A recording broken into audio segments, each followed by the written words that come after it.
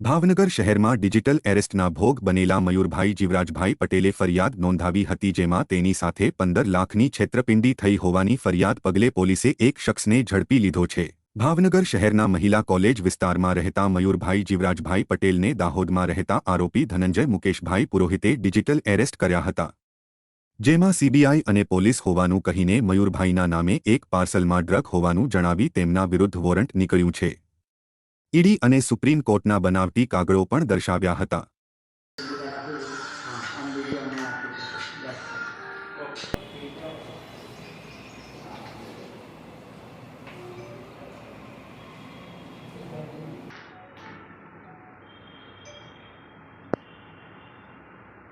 मैंने डॉक्टर साहब पार्टी आप्या था અને જુનિયરને કીટ આપી દીધી હા કીટ આપી। કેટલી કીટ ટોટલ આપી છે? મેં ટોટલ 19 કીટ આપી। કીટ આપી દીધી હા કીટ આપી। કેટલી કીટ ટોટલ આપી છે? મેં ટોટલ 19 કીટ આપી। ઓકે હા।